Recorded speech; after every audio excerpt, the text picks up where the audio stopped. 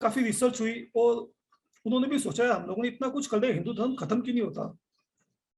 बाकी दूसरे देशों में उन्होंने 20 ईयर्स मैक्सिमम होता है किसी भी संस्कृति को खत्म करने में, लेकिन हिंदू संस्कृति ये खत्म ही नहीं हो रही है। तो उनको पता चला कि हिंदुओं की सबसे बड़ी जो इनको बचा रही है वो इनकी फैमिली सिस्टम।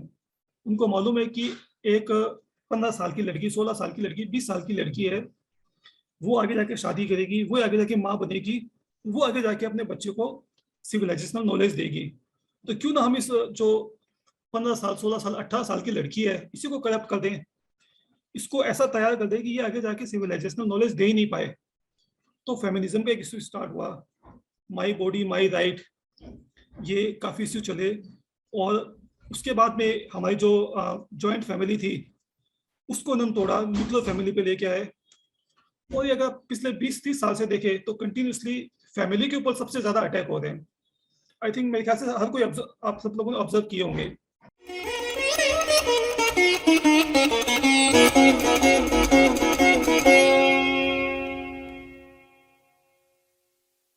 मैं हिंदू विषयों के ऊपर लिखता हूँ और उनको पढ़ता हूँ, उसी पे थोड़ा बहुत अध्ययन किया है।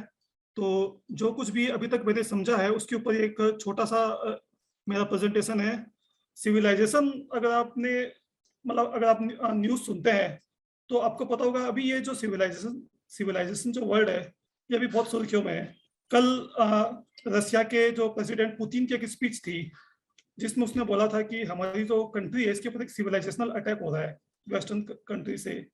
इससे 3-4 दिन पहले इटली की जो प्रधानमंत्री थी उन्होंने भी सिविलाइजेशन की दुहाई दी थी। तो आखिर ये क्या सिविलाइजेशनल वॉर चल रही है पूरी दुनिया में? सिविलाइजेशन क्या है? हिंदू सिविलाइजेशन इस वॉर ऑफ सिविलाइजेशन में कहाँ है? हमारे सामने क्या चुनौतियां है और उनके समाधान क्या है? तो इसके ऊपर एक थोड़ी सी हम लोग चर्चा करेंगे। ये हमारे इस डिस्कशन का फ्लो रहेगा। सबसे पहले हम लोग समझेंगे सिविलाइजेशन होती क्या है, कि जो पूरी दुनिया में भी सिविलाइजेशन चल रहा है ये वाकई में सिविलाइजेशन है क्या, जिसके पूरी दुनिया में इतना ज्यादा अभी शोर मचा हुआ है। और ये सिविलाइजेशनल वॉर क्या है? सिविलाइजेशन इतनी इंपॉर्टेंट क्यों है?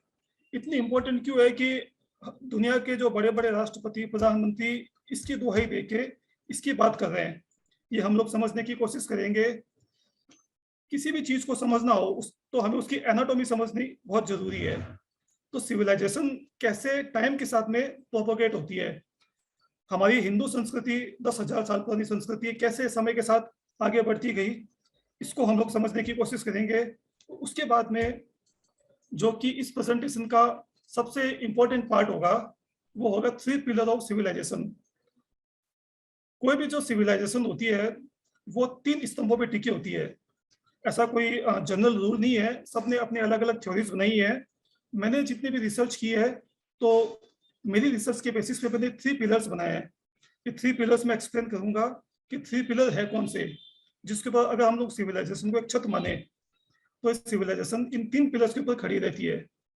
उसके बाद में हम लोग ये बात करेंगे कि वो जो 3 स्तंभ है वो अभी किस अवस्था में है। और उसके बाद में हम लोग बात करेंगे अभी करंट चैलेंजेस क्या है, 2022 में हिंदू सिविलाइजेशन कहाँ पे खड़ी है, कौन सी चुनौतियों का हम लोगों को सामना करना है। और एंड में हम लोग इसके सॉल्यूशन पे आएंगे कि कौन से सॉल्यूशंस हैं, कौन से समाधान हैं जिनको अगर हम लोग करें तो अभी तक जो भी गलतियां हुई है उसको सुधारा जा सकता है। और कैसे हम लोग अपनी जो 10,000 साल पुरानी अपनी जो महान संस्कृति है इसको आगे ले जा सकते हैं। तो सबसे पहले बात करते हैं सिविलाइजेशन होती क्या है। सबसे पहले मैं इसकी एक डिक्शनरी डेफिनेशन बताऊंगा जो कि हम लोग इस प्रेजेंटेशन में यूज नहीं करेंगे, लेकिन तो भी बताना जरूरी है। According to Oxford dictionary, civilization is the action of process of civilizing or being civilized. Uncivil से सिविल बनना वो सिविलाइजेशन है, ए डेवलप्ड और advance state of human society. लेकिन ये जो डेफिनेशन है ये डेफिनेशन हमारे काम की नहीं है, क्योंकि what is the advance state of human society, किससे कंपेयर करना है ये हम लोग नहीं बता सकते। तो इसलिए मैंने एक बहुत ही सिंपल सी डेफिनेशन बनाई है कि सिविलाइजेशन होती क्या। Civilization is a society which has its own highly developed culture and way of life. Society मतलब ग्रुप ऑफ पीपल। हम लोग जो हिंदू हैं we are group of people. हमारी जो हिंदू सोसाइटी है हमारे एक अपने सेट ऑफ नॉर्म्स है, सेट ऑफ कल्चर है, और हम सब लोग उसको फॉलो करते हैं, चाहे कोई हिंदू इंडिया में बैठा हो, इंग्लैंड में बैठा हो या अमेरिका में बैठा हो।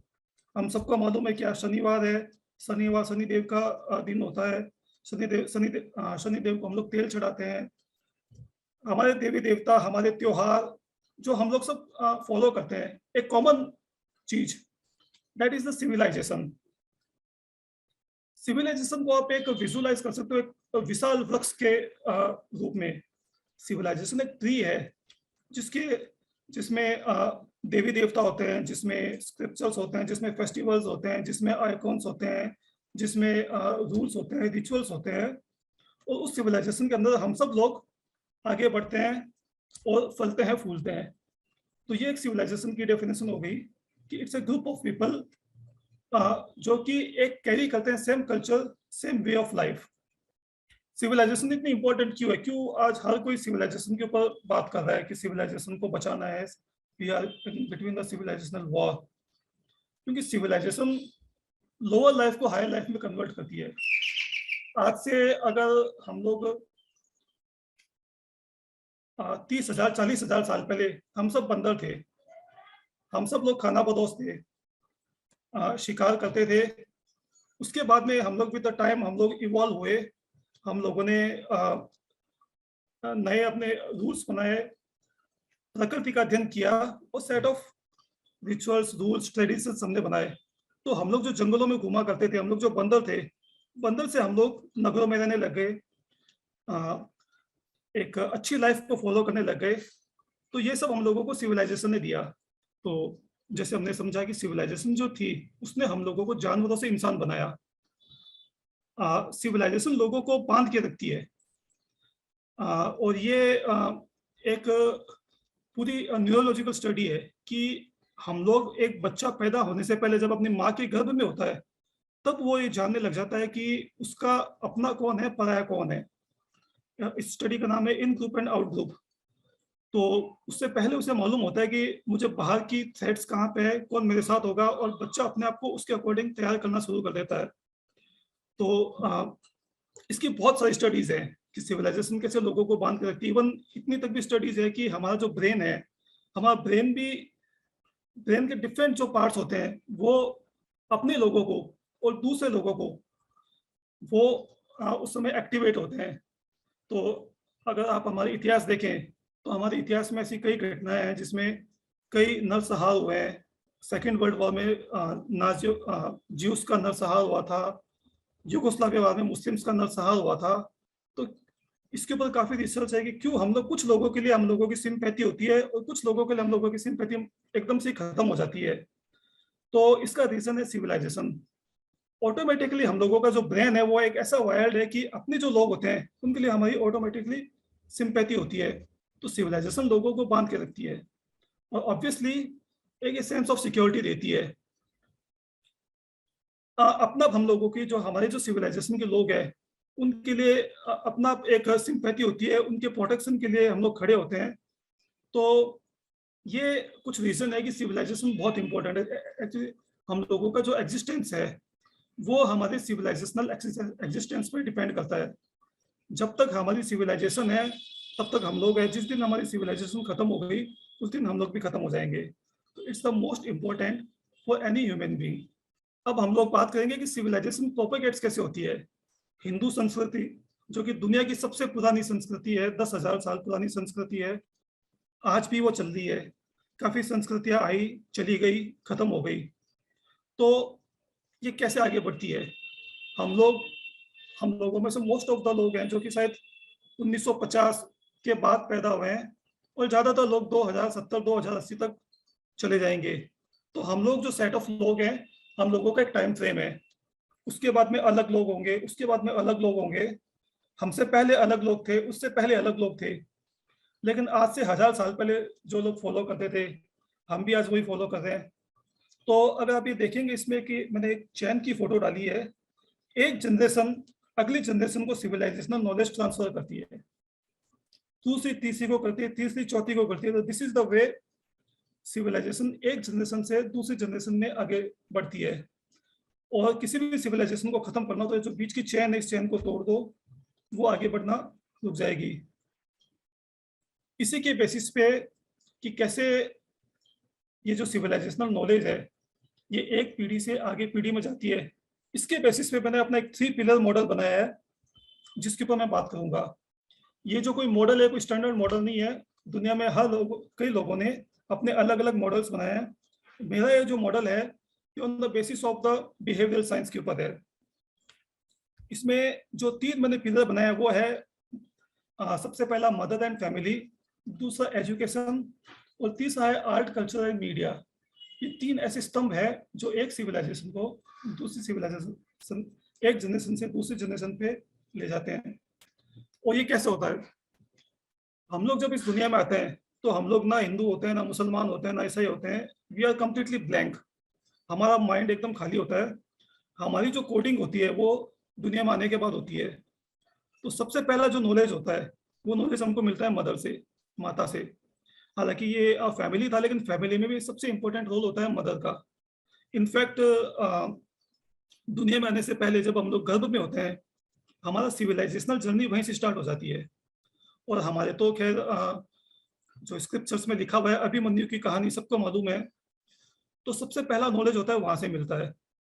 और ये जो पहला पिलर है, पहला पिलर बहुत इंटरेस्टिंग है, क्योंकि ये पिलर जो है हमारे जो वेस्टर्नर्स है उनको पता ही नहीं था। 1990 तक ये लोगों को पता नहीं था। उन लोगों को ये मालूम था कि एजुकेशन एंड मीडिया ये 2 इंपॉर्टेंट पिलर है सिविलाइजेशन के। फैमिली का क्या रोल है सिविलाइजेशनल प्रोपोगेशन में, ये उन लोगों को मालूम ही नहीं था। ये 1990 के बाद मालूम चला, लेकिन हम लोगों को तो हजारों सालों से मालूम था। तो बच्चे को सबसे पहला नॉलेज मिलता है मदर से। संस्कृति है क्या, वो मदर बच्चे को सिखाती है। 0 से लेकर 4 साल तक ये वो टाइम होता है जब वो अपनी मदर और अपने पिता, अपने फैमिली मेंबर्स के साथ में रहता है। इनफैक्ट जैसे कि मैंने बोला कि ये जो था मदर एंड फैमिली वाला जो पिलर है ये उनको पता ही नहीं था। इसकी जो पहली जो रिसर्च हुई थी वो हुई थी 80s के अंदर। एक साइकेट्रिस्ट है डॉक्टर थॉमस वर्मी, उनकी एक फेमस बुक आई थी the secret life of unborn child, जिसमें उन्होंने रिसर्च की और बताया कि यार ये जो सिविलाइजेशनल नॉलेज है ये तो गर्भ में स्टार्ट हो जाती है। उसके बाद में इस पे वेस्टर्नर्स ने काफी रिसर्च की। 99 में एक बुक आई थी life in the worm, Peter Latins की, जिसमें पता चला कि what is the role of worm. उसके बाद में मदर से वो सीखता 0 से लेकर 4 साल का जो टाइम होता है उसे अपने फैमिली से मिलती है। 4 साल पे नॉर्मली बच्चे स्कूल जाना स्टार्ट करते हैं। 4 से लेके 14-15 साल तक वो स्कूल में रहता है। तो जो सेकंड जो उसको जो सिविलाइजेशनल नॉलेज मिलता है वो स्कूल से मिलता है। हमारे हिंदू धर्म में हजारों साल तक गुरुकुल हुआ करते थे जहाँ से हम लोगों को सिविलाइजेशनल नॉलेज मिलता था, लेकिन अनफॉर्चुनेटली वो 1947 के बाद में बंद कर दिए गए। मुस्लिम्स में अभी भी मदरसे चलते हैं, ईसाइयों में अभी भी कॉन्वेंट स्कूल चलती है, लेकिन हमारे अभी हिंदू धर्म में ये रिलीजियस नॉलेज जो था ये बंद हो गया। तो 4 से लेके 15 साल तक अगला जो ब्रेन की जो कोडिंग होती है वो होती है स्कूल्स के अंदर। तीसरा जो आता है जब वो 14-15 साल का होता है तो आर्ट कल्चर मीडिया, खैर आजकल तो बच्चे काफी पहले से ही सीखने लग गए, लेकिन 14-15 साल का वो यूनिवर्सिटी में जब जाता है 17 साल की एज में मीडिया जैसे कि अखबार पढ़ता है, टीवी देखता है, आजकल तो सोशल मीडिया भी आ गया है, बॉलीवुड है, जो आर्ट ग्रुप वो ज्वाइन करता है, कल्चर ग्रुप ज्वाइन करता है, वहां से उसको तीसरा सिविलाइजेशनल नॉलेज मिलता है। तो ये जो 3 पिलर है ये है उसको सिविलाइजेशन नॉलेज को कैरी करते हैं। और ये जो मैंने 3 पिलर बनाए ये ह्यूमन ब्रेन प्रोग्रामिंग स्टेजेस पे बनाया। ह्यूमन का जो ब्रेन होता है उसके अलग अलग एज में डेवलप होता है। पहला पड़ाव होता है 0 से 2 ईयर्स, 2 से 6 ईयर्स, 6 से 14 ईयर्स एंड 14 से 35 ईयर्स। जिनको इस पे रिसर्च करनी है वो डॉक्टर रीमा लेल्गो की रिसर्च है कि कैसे ब्रेन फ्रिक्वेंसी इन एज पे चेंज होती है, ब्रेन फंक्शन इसके ऊपर चेंज होता है। अब हम बात करेंगे कि हिंदू सिविलाइजेशन के जो 3 पिलर हैं ये किन समय से गुजरे हैं और इन 3 पिलर्स का अलग अलग समय में क्या स्वरूप रहा है। तो मैंने जो पिछले जो 10,000 साल की हिंदू संस्कृति है मैंने इसको 5 भागों में बांटा है, क्योंकि ये 5 बहुत ही इंपॉर्टेंट पड़ाव है। इसमें सबसे पहला है प्री इस्लामिक एज।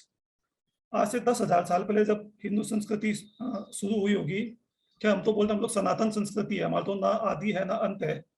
लेकिन अगर मैं साइंटिस्ट की मानूं तो आज से 10,000 12 साल पहले सभ्यताएं बननी स्टार्ट हुई थी।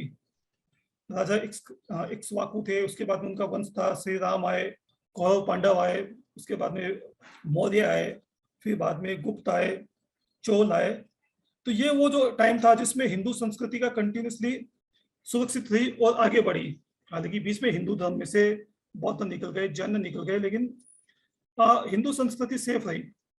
हिंदू संस्कृति को जो सबसे पहला आघात लगा वो लगा इस्लामिक एज में, जब 1175 में मोहम्मद गोरी आया और भारत में इस्लामिक रूल की स्थापना की। उसके बाद में यहाँ पे मुगल रहे, उन्होंने हमारे मंदिर तोड़े, हमारी स्क्रिप्चर्स को चला दिया, काफी अत्याचार हुए। उसके बाद में ब्रिटिश रूल आया 1785 से लेके 1947 तक। इसमें भी दो फेज थे, जब 1785 से लेके 1857 तक ईस्ट इंडिया कंपनी रही और 1857 के बाद भारत कंप्लीटली ब्रिटिशर्स का गुलाम बन गया। उसमें हिंदू सिविलाइजेशन में काफी चेंज आए। और चौथा था आफ्टर इंडिपेंडेंस, जब हम लोग आजाद हो गए, जब हमारे हाथ में पावर आ गई, उसमें भी मैंने दो भागों में बांटा है, 1947 टू 1992 और 92 से 2022। ये दो भागों में क्यों बांटा है मैं आपको आगे बताऊंगा, लेकिन ये एक फेज था। अब हम लोग बात करेंगे कि इन अलग अलग जो काल थे, इस काल खंडों में हमारी संस्कृति किस अवस्था से गुजरी। तो इस्लामिक फेज था, इसमें हम इन तीन पिलर देखे तो हमारी फैमिलीज एकदम सुरक्षित थी, स्ट्रांग थी। हमारा जो फैमिली सिस्टम था बढ़ता गया, हमारे गुरुकुल एकदम अच्छे से काम करते थे, हमारा आर्ट कल्चर बहुत फला फूला। तो इस्लाम आने से पहले तक हिंदू धर्म बहुत आगे समृद्ध था, और बोलते हैं कि हम लोग तो सोने की चिड़िया थे।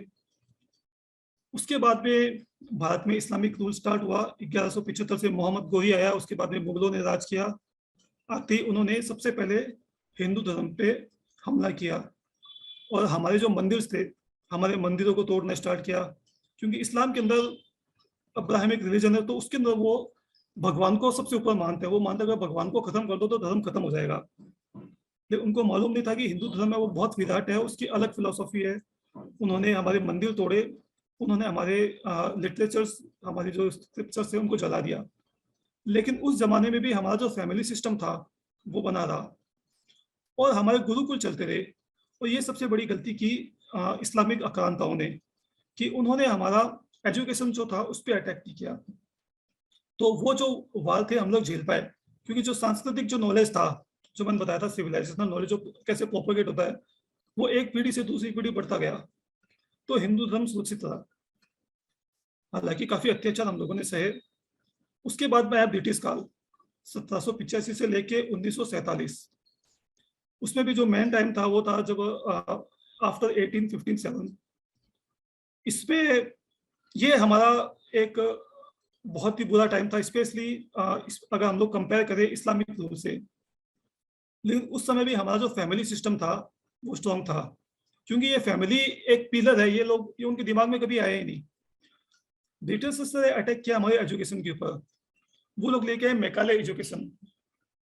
लॉर्ड मैकाले एक ब्रिटिश था, उसने बोला कि इन लोगों को बाई ठीक है हिंदू रहने दो, लेकिन बाय माइंड इनको ब्रिटिशर्स बना दो। तो मैकाले एजुकेशन जो थी वो पूरी की पूरी उल्टी थी। हिंदू जो हमारी गुरुकुल एजुकेशन थी, उन्होंने हमारे अपना जो प्रोपेगेंडा चैनल था ब्रिटिशर्स का, उसको यूज करके हमारे संस्कृति के ऊपर बहुत जबरदस्त अटैक किए और 3 विकार उन्होंने हमारी संस्कृति में दे दिए। पहला था, उन्होंने जातिवाद का जहर बोल दिया। हिंदू धर्म में वर्ण व्यवस्था चलती थी, जातिवाद हमारे ऊपर था, लेकिन हमारे ऊपर कास्टिज्म तो जो था वो था कोहेसिवनेस के ऊपर। सारी जातियां आपस में मिलजुल के काम करती थी, जैसे एक मशीन के अंदर डिफरेंट डिफरेंट एलिमेंट्स काम करते हैं। ब्रिटिशर्स ने क्या किया कि उस कास्ट कोहेसिवनेस को कास्ट सुप्रीमेसी में बदल दिया।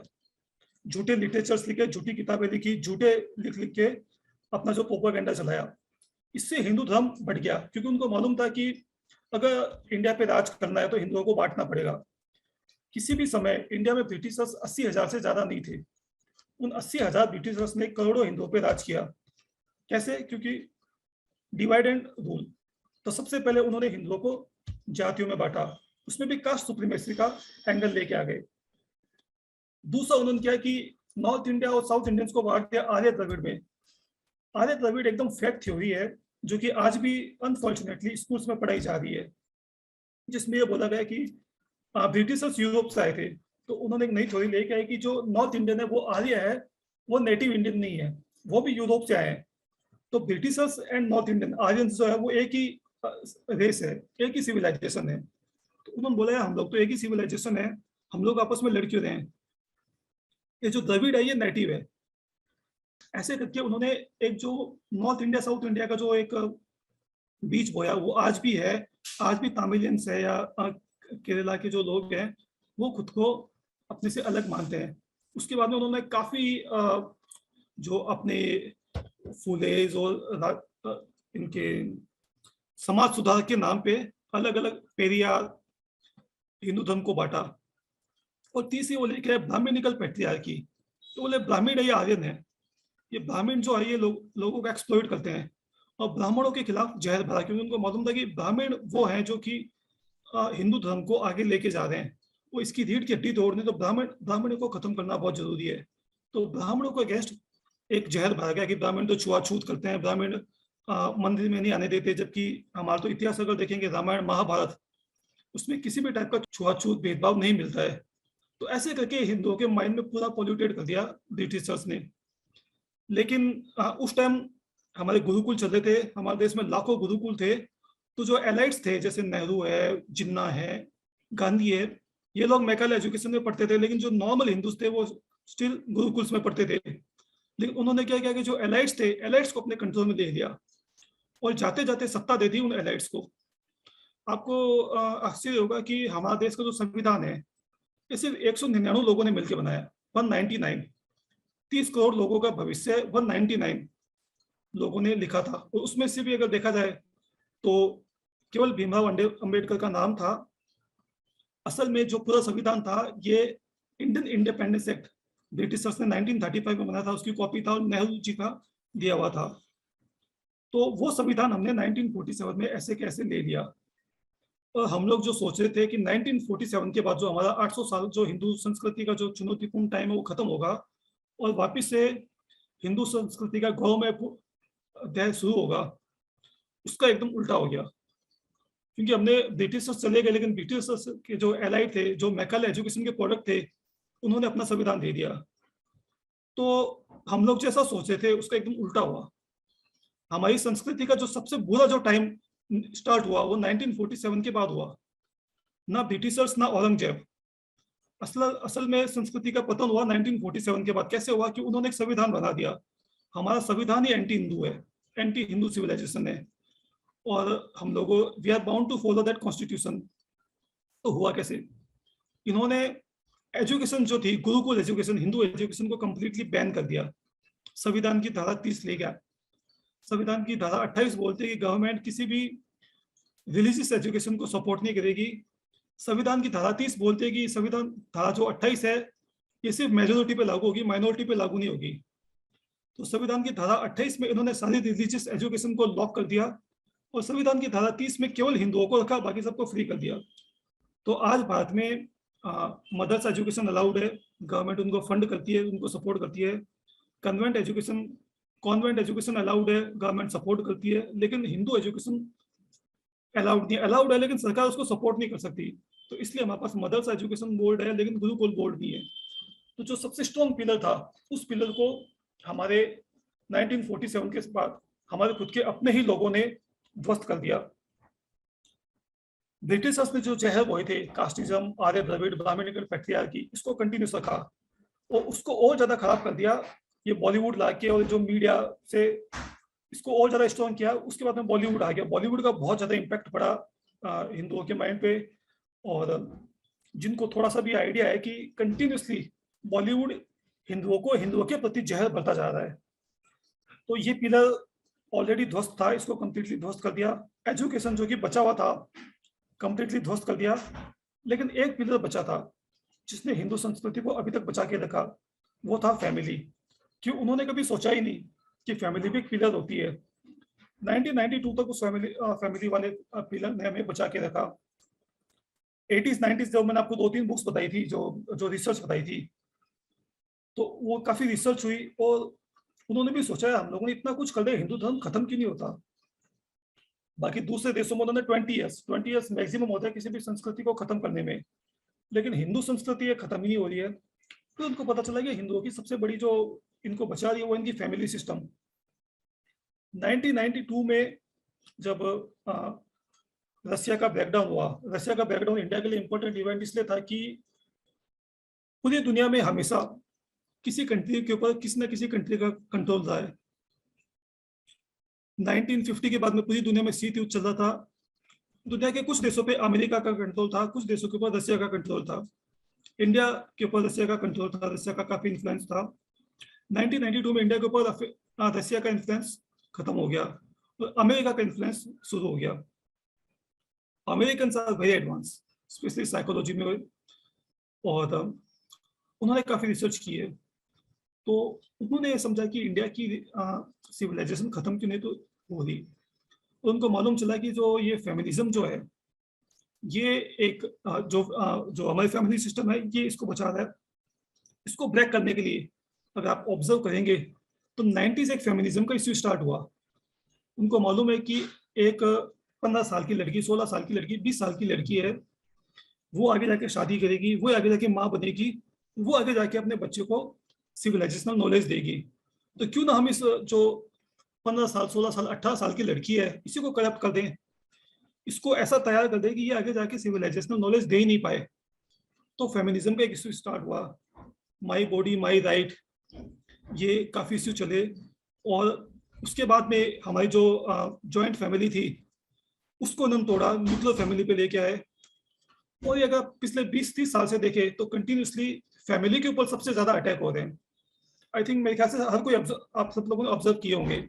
ये एक हमने पूरा थोड़े से टाइम में एक पूरा स्टडी किया कि पिछले 10,000 सालों में हिंदू धर्म किन किन फेजेस से गुजरा।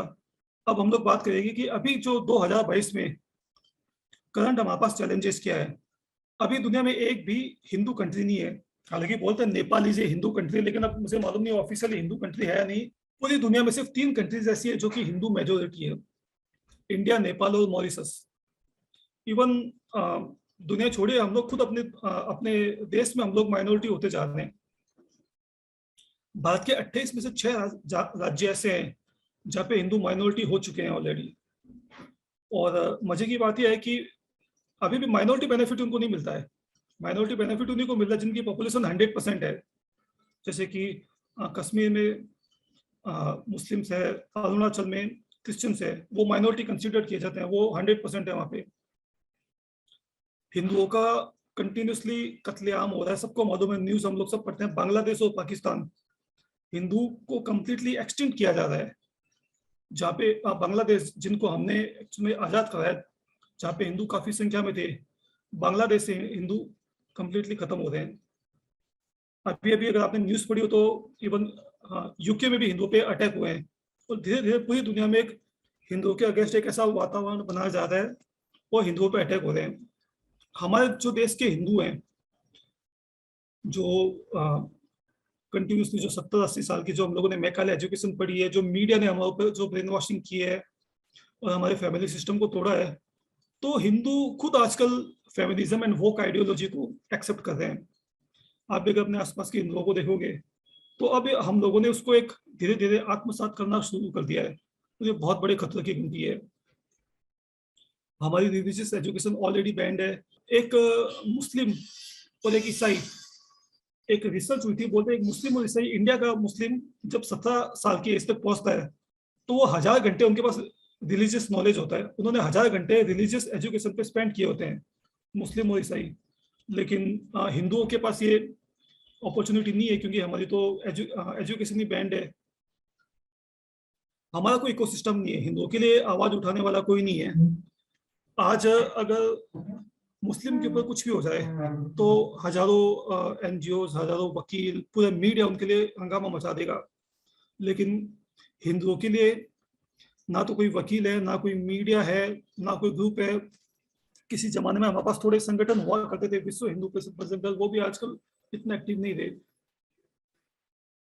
एक मैं अपने सारे साथियों को बोलता हूँ कि कोरोना वायरस से भी ज्यादा डेंजरस है सेक्युलरिज्म वायरस। और ये सेक्युलरिज्म वायरस हम लोगों के दिमाग में डाल दिया गया है। और अगर आप सेक्युलरिज्म को समझने की कोशिश करेंगे इंडिया के कॉन्टेक्स्ट में, तो सेक्युलरिज्म का मतलब है एंटी हिंदुइज्म। अगर आप सेक्युलर है तो आपको एंटी हिंदू बनना पड़ेगा। आप आपने हिंदू की कोई भी बात कर ली तो फिर आप सेक्युलर नहीं रहे, फिर आप कम्युनल हो गए। एक इस टाइप का एक माहौल इंडिया में बना दिया गया है। बॉलीवुड कहने की जरूरत नहीं है, पूरा का पूरा एंटी हिंदू है। इंटेलेक्चुअल्स जो प्रोफेसर्स हैं, रिसर्चर्स हैं, सबके सब पूरे के पूरे एंटी हिंदू है। जो हमारे देश का जो सबसे प्रीमियम इंस्टीट्यूट है, Delhi university, JNU, Tata institute of social science, सब पूरे कम्युनिस्ट के गढ़ बन चुके हैं, कंप्लीटली एंटी हिंदू हो चुके हैं। आर्ट्स क्लब जितने भी हैं उन पे कम्युनिस्टों का पूरा कब्जा हो चुका है। मैं जयपुर में हूँ, यहाँ पे मुझे मालूम है जवाहर कला के अंदर पूरे तरह से कम्युनिस्ट है, और हर जगह पे यही कहानी है। प्रिंट मीडिया 70 से एंटी हिंदू है, इलेक्ट्रॉनिक मीडिया, सोशल मीडिया और आ गया है। सोशल मीडिया के जितने भी जाइंट्स हैं, चाहे ट्विटर हो, फेसबुक हो, यूट्यूब हो, ये सारे के सारे ऑन्ड बाई अमेरिकन कंपनीज, जो कि पूरा लेफ्ट लिबरल है। सब के सब एंटी हिंदू है। मेरा ट्विटर पे 2 बार अकाउंट सस्पेंड हो चुका है, इसलिए कि मैं सिर्फ हिंदुओं की बात करता हूँ। तो इस टाइप पे एक पार्सलिटी हिंदुओं के अगेंस्ट चल रही है।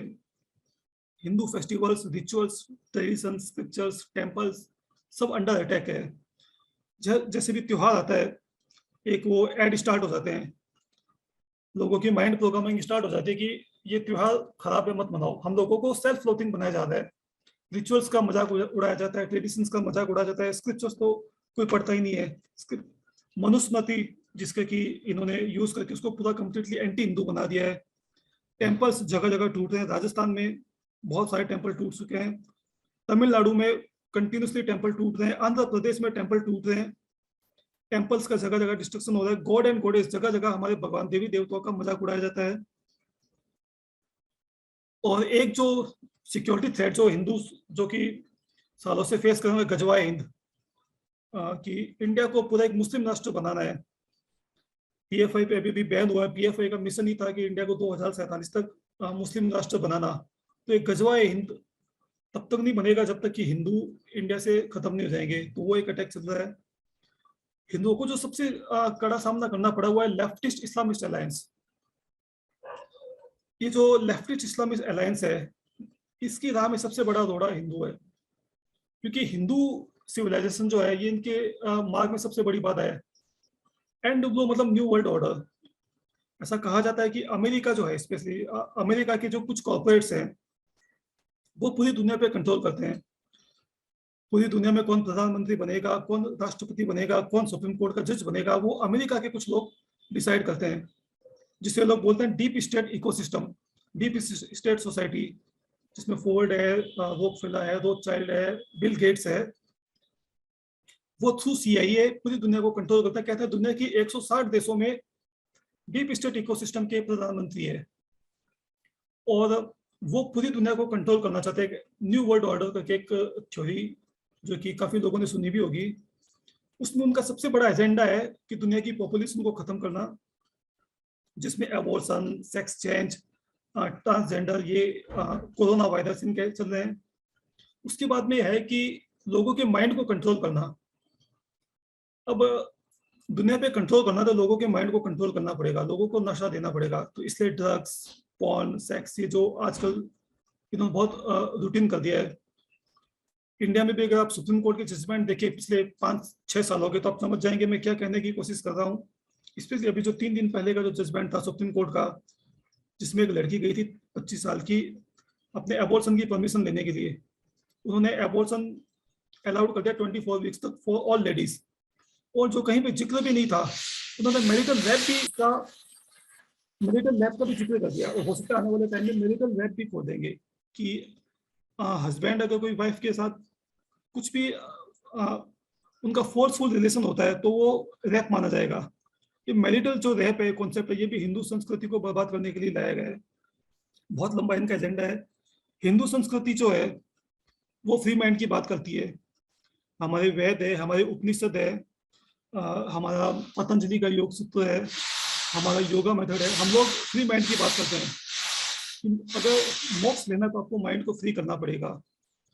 आपको क्वेश्चन पूछने पड़ेंगे। इनफैक्ट हिंदू धर्म की उत्पत्ति एक क्वेश्चन से हुई है, हु एम आई, मैं कौन हूँ।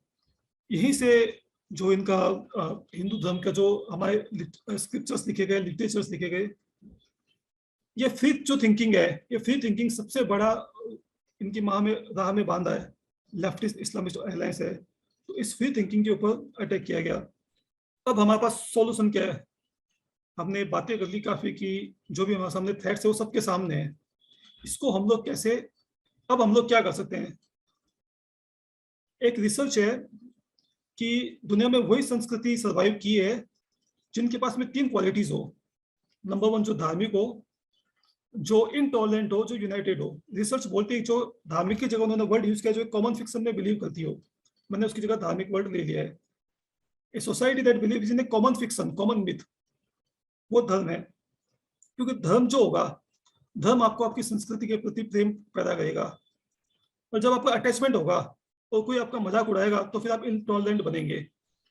और जब आप इनटॉलरेंट बनेंगे तो फिर आप लड़ेंगे, और जब आप लड़ेंगे तो आप यूनाइटेड होंगे।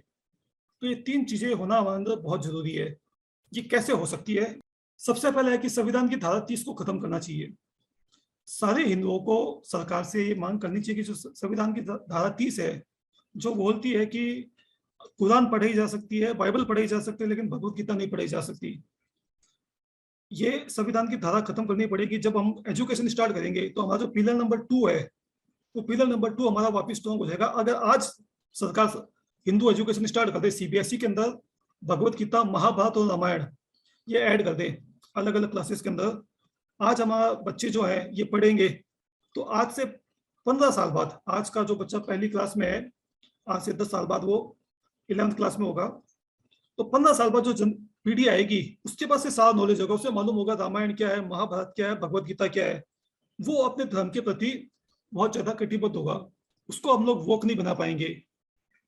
तो ये Hindu education is the most important, हमारा पिलर नंबर 2 इससे आ जाएगा।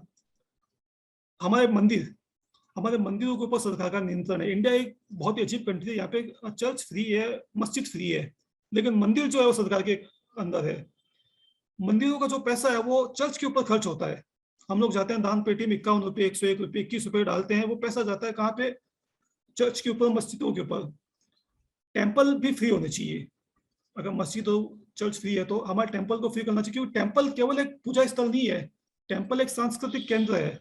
1947 से पहले टेम्पल एक सांस्कृतिक केंद्र थे, वहां पे संस्कृति फलती थी, फूलती थी। अगर टेम्पल फ्री हो गया तो इन्होंने आर्टिकल 30 नहीं भी किया। टेम्पल के पास इतना पैसा है, हम खुद अपनी स्कूल खोल सकते हैं, हम खुद अपने बच्चों को पढ़ा सकते हैं। तो हिंदुओं को दूसरी डिमांड होनी चाहिए टेम्पल फ्रीडम। तीसरी होनी चाहिए हिस्ट्री बुक्स। ये हिस्ट्री बुक्स जो इनको चेंज करना बहुत जरूरी है। इसमें इन हिस्ट्री बुक ने हम लोगों को हिंदू धर्म से घृणा करने वाला बना दिया है। Casteism, Arya Dravid theory, brahmanical patriarchy, Mughal महान थे, ये जब तक चेंज नहीं होगी तब तक हम लोगों को अपने धर्म पे गर्व नहीं होगा। और चौथा है कि चलो ठीक है ये सब तो कर देंगे, लेकिन हम लोग खुद ही नहीं बचेंगे। जब हिंदू हिंदू ही नहीं बचेगा, हिंदू खुद कन्वर्ट हो जाएगा, तो जो रिलीजियस कन्वर्जन है ये इसको रोकना चाहिए। संविधान की धारा 25 जो है वो रिलीजियस कन्वर्जन को अलाउ करती है। ये भी अपना में एक बहुत ही स्टूपिड सा रूल है, क्योंकि हिंदू संस्कृति है वो कन्वर्जन में बिलीव नहीं करती, लेकिन मुस्लिम एंड क्रिश्चियन बिलीव करते हैं। तो आपने तीनों के लिए सेम रूल बना दिए, वो तो करेंगे आपको कन्वर्जन। गाय भेड़िए को नहीं खाएगी, लेकिन भेड़िया तो गाय को खाएगा। तो कन्वर्जन जो है ये स्ट्रिक्टली बैन होना चाहिए। एफसीआर है, जो मैंने जो कुछ 2-3 पॉइंट मुझे मिले हैं। एफसीआर एक्ट है, ये एक्ट करता है जो फॉरेन से जो मनी आती है, जो विदेशों से चंदा आता है, जो कि यूज होता है कन्वर्जन में, इस एफसीआर को खत्म करना चाहिए। विदेशी चंदा कंप्लीटली बैन कर देना चाहिए। विदेशी चंदा अगर बैन हो गया तो यहाँ पे जो एनजीओ काम करती है कन्वर्जन पे, ये नहीं कर पाएगी। पॉलीगेमी जो एक मुस्लिम धर्म के अंदर है, ये बैन होनी चाहिए, क्योंकि उनको क्यों ये एडवांटेज देना? जब एक सेक्युलर कंट्री है तो सबके लिए सेम रूल होना चाहिए। तो ये कुछ सुझाव है जिनको करके अभी तक तो चलो ठीक है, जो हमारे पिलर्स थे जो टूटने थे टूट चुके, लेकिन हम लोग आगे अगर 15 साल 20 साल का देखें तो हम लोग वापस उसकी रिपेयर, हम उसकी मरम्मत कर सकते हैं। और 15-20 साल के बाद हमारी संस्कृति वापस आगे जैसे पहले थी 1175 से पहले, उस स्थिति में वापस आ सकती है। धन्यवाद तरुण जी। बहुत ही उपयोगी व्याख्यान था, हमारे श्रोताओं को अच्छा लगा होगा और आगे जब YouTube पे जाएगा तो लोग काफी लाभान्वित होंगे इससे। काफी चीजें आपने बहुत अच्छे से पंक्तिबद्ध तरीके से समझाई। एक बात जो मुझे बहुत अच्छी लगी कि आपने कहा कि अभी फैमिली पे अटैक चल रहा है, और वो बिल्कुल सही बात है। फेमिनिज्म के नाम पर महिलाओं को अपने ही परिवार से दूर किया जा रहा है। एक गलत तरीके से जो नारी शक्ति है उसे एक बहुत गलत तरीके से दिखाने का प्रयास चल रहा है। प्रश्न है कि क्यों अब्राहमिक रिलीजन दूसरों की संस्कृति को नष्ट करके अपनी विचारधारा थोपना चाहते हैं? क्या इनकी नींव इतनी कमजोर है कि किसी के साथ सह अस्तित्व नहीं कर सकते? अब्राहमिक रिलीजन की जो कोर है वो यही है कि एक भगवान, एक किताब, और जो भी उनकी किताब में जो लिखा हुआ है वो ही सही है, और पूरी दुनिया को उनको फॉलो करना चाहिए। तो जैसे कि कुरान में लिखा हुआ है कि जो आपके धर्म को नहीं मानता वो काफिर है, और उसको या तो अपने धर्म में कन्वर्ट करो या उसे मार दो। तो ये उनकी जो अब्राहमिक रिलीजन की जो एक कोर है वो है एक्सपेंसिव, फैलना। हमारा हिंदू धर्म है वो उसकी है इंटेंसिक, हम लोग अपने आप में रहते हैं, इंट्रोवर्ट है, और हम लोग अपने जो सत्य है वो अपने अंदर ही खोजते हैं। तो इसलिए हिंदू धर्म एक क्लोज सोसाइटी रहेगी, अब्राहमिक का जो फाउंडेशन इसी के ऊपर है, इसीलिए वो दूसरे धर्मों पे अटैक करते हैं। जी, और तरुण जी, मैं कुछ पुस्तकें पूछना चाहूंगी। अगर इस विषय से संबंधित जो आपने पढ़ी हैं या रेफर करी हैं, या आप कुछ दर्शकों को बताना चाहें कि इस विषय पे अगर और कोई जानकारी लेना चाहें, जो आर्टिकल्स आपने बताए उस पर, और सिविल अपनी जो सभ्यता है इससे रिलेटेड कुछ पुस्तकें हैं तो वो बताइए। मैंने तो हिंदू स्क्रिप्चर्स का अध्ययन किया, और उसके बाद में मैंने बिहेवियर साइकोलॉजी पढ़ी है। तो मैंने दोनों को मिक्स किया, और उसके बेसिस पे कि ये संस्कृति हमारी है, हमारी संस्कृति जो है वो माइंड के ऊपर बात करती है, फ्री माइंड के ऊपर बात करती है। और बिहेवियर साइकोलॉजी में उसमें बताया गया कैसे किसी के मन को नियंत्रण किया जा सकता है, उसके क्या क्या तरीके होते हैं। पुस्तकें मैंने इसमें कोई बहुत ज़्यादा नहीं पढ़ी है, लेकिन ये जितने भी मैंने पढ़े हैं, टेम्पल फ्रीडम, आजकल सारा नॉलेज ट्विटर पे मिल जाता है, उस पर इतना ज़्यादा थ्रेड्स होते हैं, तो वहीं से मैंने पढ़ा, फिर वहाँ से मुझे कुछ आइडिया मिला। कुछ मेरे साथी हैं, गूगल के ऊपर सब कुछ अवेलेबल है, तो मैंने काफ़ी आर्टिकल्स पढ़े हैं। तो ऐसी कोई पर्टिकुलर किताब मैंने नहीं पढ़ी है, लेकिन हाँ, टॉपिक्स मैं सजेस्ट कर सकता हूँ। इन टॉपिक्स के ऊपर आप करेंगे तो आपको काफ़ी अच्छे अच्छे आर्टिकल्स मिल जाएंगे। हाँ जी, बिल्कुल, वो टॉपिक्स आप बताएं। टॉपिक आर्टिकल 30 के ऊपर सबको पढ़ना चाहिए कि इसकी इंपॉर्टेंस क्या है, हिंदू एजुकेशन का क्या रोल है, HRCE act, Hindu religious and charitable endowment act 1951, इसके बारे में अगर आप पढ़ेंगे तो आपको मालूम चलेगा कि कैसे हमारे टेम्पल्स को कंट्रोल किया गया है, और आगे उसमें क्या क्या है, उससे हम लोगों को क्यों छुटकारा पाना चाहिए, HRCE जो है। और बाकी तो FRCA ये थोड़ा सा लीगल, मतलब हिंदुओं को जो कंट्रोल किया गया ना 1947 के बाद, वो किया गया लीगल तरीके से। औरंगजेब ने किया था तलवार के दम पे, और 1947 के बाद हमको कंट्रोल किया गया संविधान के दम पे। हमारा जो संविधान है वो पूरी तरह से एंटी हिंदू है, स्पेशली उसकी जो धारा 25 से लेकर 30 है, उसमें पूरी तरह से उन्होंने एंटी हिंदू बनाया है।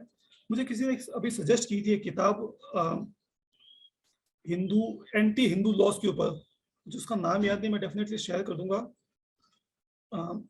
तो अगर अभी आपको हिंदू की कंडीशन समझनी है तो आपको संविधान और एंटी हिंदू लॉस को स्टडी करना पड़ेगा। औरंगजेब की तलवार थी, और अभी हम ये संविधान है, दोनों सेम काम कर रहे हैं। जी, ये आर्टिकल 25 से आर्टिकल 30 तक पे हमारी संगम टॉक्स पर भी एक वार्ता है, तो अगर हमारी वेबसाइट पे जाकर अगर श्रोता देखना चाहें तो वहां मिल सकती है उसकी डिटेल्स भी। अगला प्रश्न तरुण जी ऋतुजा जी से लेते हैं। हाँ सर, आपने कुछ बातें कही, उसमें से कुछ डाउट्स मेरे मन में आ रहे थे, तो बस वो क्लैरिफाई करने थे। आपने एक बात कही कि जिस रिलीजन को सरवाइव करना होता है उसके लिए एक कॉमन मिथ और कॉमन फिक्शन की जरूरत होती है। बट अगर देखा जाए तो काफी स्कॉलर्स ने ऐसा पॉइंट प्रेजेंट किया है कि the reason why Hindu civilization survived, throughout the जितने भी massacres हुए, जितने भी invasions हुए, was the reason कि diversity हमारे पास थी. We had diversity in thought, we had diversity in ways of living. और इसके वजह से we cannot abide to like one single myth या फिर जो point है, क्योंकि अगर वो एक बार डिस्ट्रॉय हो जाता है तो आपकी पूरी रिलीजियस बेसिस डिस्ट्रॉय हो जाता है. तो आप इस पे क्या कहना चाहेंगे? चलो, ये जो रिसर्च है ये अभी एक बुक आई थी, उसके अंदर ये था. तो उसने स्टडी की थी आज से 4 लाख साल पहले, जब हम लोग चिंपांजी हुआ करते थे, फिर बाद में हम लोग इंसान बने, फिर बाद में अलग अलग होमोसेपियंस थे, अलग अलग इंसानों की जाति थी, तो कैसे सर्वाइव की. तो उस पर उसने बोला कि जो ह्यूमन सर्वाइवल का जो कॉन्सेप्ट था वो था कि एक कॉमन फिक्शन में जो बिलीव करते हैं, वो कॉमन फिक्शन आगे जाके धर्म बन गया. तो हिंदू धर्म में डेफिनेटली डाइवर्सिटी है, लेकिन उस डाइवर्सिटी पे एक यूनिटी भी है. हम लोग चाहे कितने भी डाइवर्ट हो, लेकिन हम लोग सब मानते हैं कि हम भगवान है. भगवान में जो सबसे सुप्रीम भगवान है वो है ब्रह्मा है. ब्रह्मा के बाद में हमारे विष्णु, मैं ब्रह्मा बात कर रहा हूँ, वो वाले ब्रह्मा जो कि निराकार ब्रह्मा है, एब्सोल्यूट जिसको बोला गया है, इनफाइनाइट कॉन्शियसनेस, उसके अंदर ब्रह्मा विष्णु महेश. तो डाइवर्सिटी डेफिनेटली है एक, लेकिन अगर रूट देखेंगे तो रूट एक ही है. एक कॉमन फिक्शन में हम सब विश्वास करते हैं कि भगवान है, भगवान ने हम सबको बनाया है. उसके बाद में उस भगवान को पाने के तरीके क्या है, तो उस पर हमारी डाइवर्सिटी है. सबने अलग अलग तरीके बनाए हैं, लेकिन वो सारे रास्ते जाते एक ही जगह पे है. तो मैं उस यूनिटी की बात कर रहा था. और एक बात मैं कहना चाहूंगी, जैसे आपने बताया कुछ आर्टिकल्स को स्क्रैप करने की जरूरत है कॉन्स्टिट्यूशन में से, और कॉन्स्टिट्यूशन एक्चुअली एंटी हिंदू है और हम सब अग्री करते हैं उस बात से.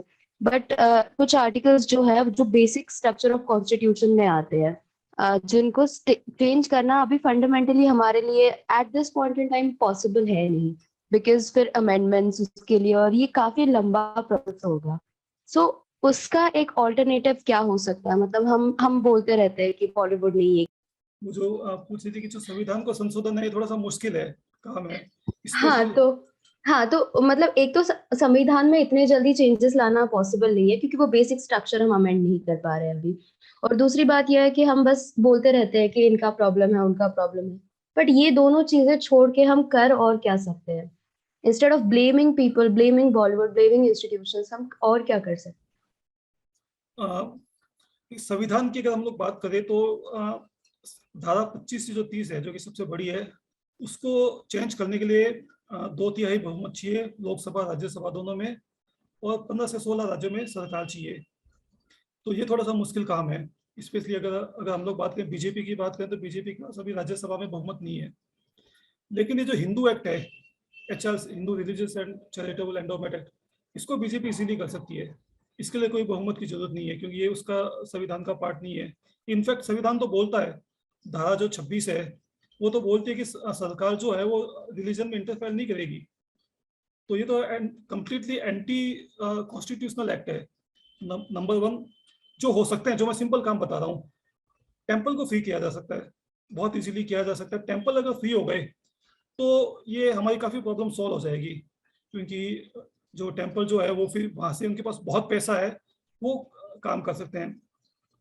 दूसरा ये वक्फ एक्ट है, वक्फ एक्ट जो 95 है, इसको इजीली सरकार हटा सकती है. कोई बहुत मुश्किल काम नहीं, सिंपल मेजोरिटी से कर सकती है, ये कर सकती है.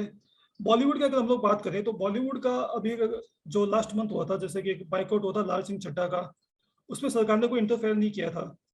वो जो पूरा था वो केवल हिंदुओं का था, हिंदू समाज का था.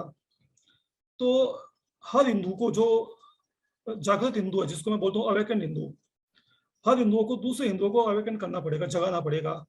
आज 100 हिंदू, तो 100 में से मैं मान रहा कम से कम 5-10 हिंदू ऐसा जो समझते हैं कि क्या प्रॉब्लम्स है और क्या सोल्यूशन है. 90 जो है वो चलो ठीक है, हो सकता है उनको नहीं पता होगा. जैसे कि मैंने अपने लिए एक मिशन ले रखा है कि मैं ट्विटर पे लोगों को जगाता हूँ, मैं खुद रिसर्च करता हूँ, उसके ऊपर लिखता हूँ, लोगों को बताता हूँ. मैडम से बात हुई थी रुचि जी से, तो उन्होंने बोला कि हम आपको प्लेटफॉर्म देते हैं, आप यहाँ पे बोलिए. तो मुझको एक प्लेटफॉर्म मिल गया. तो मुझे जहाँ पे भी प्लेटफॉर्म मिलता है हिंदुओं को जगाने का, मैं वो करता हूँ. तो ये काम सारे अगर हम लोग करें और हिंदू समाज को जागृत करें, क्योंकि जब तक हिंदू जागृत नहीं होगा बीजेपी भी कुछ नहीं कर पाएगी. हिंदुओं को जागना बहुत जरूरी है, वो काम हमें करना पड़ेगा. आज मैं और काफी लोगों के एफर्ट्स हैं, आप लोगों की भी एफर्ट्स हैं, जिसकी वजह से अब धीरे धीरे कुछ लोगों को बेसिक प्रॉब्लम समझ में आने लग गई है कि मंदिर हमारे फ्री नहीं है, एजुकेशन हमारी जो अलाउ नहीं है, क्या क्या हम लोग समस्याएं सामना कर रहे हैं। आप लोग काफी अच्छा काम कर रहे हैं और दूसरे काफी लोग हैं, तो हम लोग जो हम हैं, हम लोगों को जगाना पड़ेगा। जब लोग जाग गए, जब हिंदू जाग गया, तो गोपाल पाठक ने ये आपने शायद डायरेक्ट एक्शन डे के बारे में सुना होगा। तो सोहाबुद्दीन जो था, सोहेल वर्दी, उसने बोला था कि जब हिंदू जाग जाए तो दुनिया में हिंदू से ज्यादा खतरनाक धर्म कोई नहीं है। तो हिंदू जिस दिन जाग गया तो हिंदू वापिस से विश्व गुरु बन जाएगा। तो यही है कि जगाओ, आप भी टारगेट लो। मैंने भी अब टारगेट लिया। अभी हमारे पास सोशल मीडिया एक टूल है, बहुत अच्छा टूल है, जिसकी तरह हम लोगों को जगा सकते हैं। तो ये काम हम कर सकते हैं। बिल्कुल सही बात है तरुण जी। तो जो एक आम आदमी जो कर सकता है कि हम एकजुट हों, संगठित रहें, और जितना हिंदू संगठनों जो से जुड़ सके, और जिसके पास जो तरीका है, लिख सकते हैं अच्छा तो लिखें, बात कर सकते हैं तो लोगों से मिलें, बात करें। तो और अभी हमारे पास एक सोशल मीडिया है, मतलब जो बनाया तो हम लोगों को कंट्रोल करने के लिए, लेकिन उसके दोनों साइड हम लोग यूज कर सकते हैं। तो सोशल मीडिया को यूज करके हम लोग लार्ज मासेस तक पहुंच सकते हैं। मैंने ट्विटर पे कई थ्रेड्स लिखे जो करोड़ों लोगों तक गई है। जो ट्विटर पे मैंने लिखी, लोगों ने वहां से कॉपी पेस्ट करके व्हाट्सएप, फेसबुक पे डाली है। तो ये हमारे पास एक, इसको हम लोग काफी अच्छे से यूज कर सकते हैं। तरुण जी का ट्विटर पे एजेंडा बस्टर के नाम से थ्रेड है, तो आप लोग सब वहां शेयर कर सकते हैं। अच्छा तरुण जी, एक आखिरी प्रश्न लेते हैं। चैट बॉक्स में एक और प्रश्न आया है, उसके बाद हम अपनी वार्ता यहीं पे विराम देंगे। हमारी नई शिक्षा नीति क्या हमारी संस्कृति सहयोगी होगी? बिल्कुल भी नहीं। हमारी जो नई शिक्षा नीति पता नहीं किसने बनाई है, एनईपी जो 2020 है, ये पूरी तरह से वोक है। इसमें उन्होंने ऐसे ऐसे क्लोज डाले हैं जो कि मतलब मुझे भी थोड़ा सा आश्चर्य हुआ कि कैसे डाले, जो कि ग्लोबल जो लेफ्टिस्ट एजेंडा है, जैसे कि एलजीबीटी, ट्रांसजेंडर, इन इससे रिलेटेड क्लोज डाले गए हैं। और मुझे हिंदू धर्म संस्कृति से रिलेटेड तो उसमें कोई क्लोज दिखा नहीं, जितनी मैंने स्टडी की है। तो एनईपी में तो मुझे मजा नहीं आया अभी तक। तो स्पेशली इसमें वो कॉन्सेप्ट ज्यादा है। मुझे ऐसा लग रहा है कि अभी भी जो ब्यूरोक्रेसी है, ये अभी भी जो है ये लेफ्टिस्ट के हाथ में है। अभी अगर आपने 3-4 दिन पहले इटली की नई प्रधानमंत्री चुनी गई थी, जॉर्जिया मेलोनी, उसका एक बहुत ही फेमस उसकी लाइन थी जो पूरे वर्ल्ड वाइड फेमस हुई, my family, my religion, my country.